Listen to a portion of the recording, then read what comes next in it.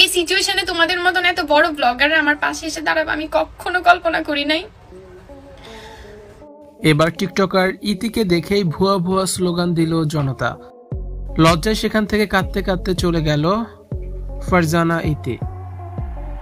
এমন video viral হয়েছে সামাজিক যোগাযোগ মাধ্যম জুড়ে। বর্তমানে টিকটকারদের সব জায়গাতেই হেনস্থা করা হচ্ছে। অপু বিশ্বাস, পরিমণি, মেহজাবিন, বুবলির পরে এবার টিকটকার ইতিকেও হেনস্থা করেছে জনতা। আর অপমানিত হয়ে লজ্জায় কেঁদে ফেলে ফারজানা ইতি। এমন একটি ভিডিও ভাইরাল হয়েছে সামাজিক যোগাযোগ মাধ্যম জুড়ে।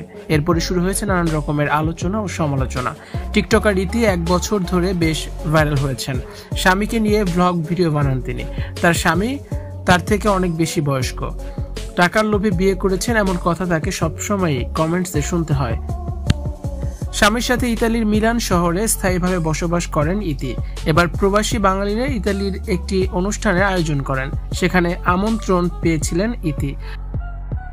তবে মঞ্চে ওঠার সাথে সাথে ইতিকে অকথ্য ভাষায় গালাগালি শুরু করে ভুয়া ভুয়া স্লোগান দিতে থাকে জনতা।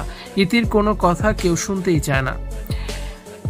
কথা বলার কোনো সুযোগ না পেয়ে বেশ কষ্ট পায় ইতি। কষ্ট পেয়ে সেখান থেকে তাড়াতাড়ি চলে যায় সে। অপমানিত হয়ে কাঁদতে কাঁদতে মঞ্চ ছেড়ে চলে গিয়েছে ইতি।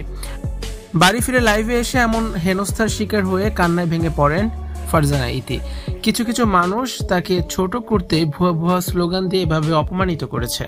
যদিও বেশ কয়েকজন ব্লগার ইতির পাশে এসে দাঁড়িয়েছেন তার এই দুঃসময়ে। ইতির বিরুদ্ধে অভিযোগ সে অনেক বেশি অহংকারী, নিজেকে অনেক বড় মনে করে, কাউকে কেয়ার করে না। তাই তাকে ভুয়া ভুয়া স্লোগান দিয়ে অপমানিত করেছে জনতা।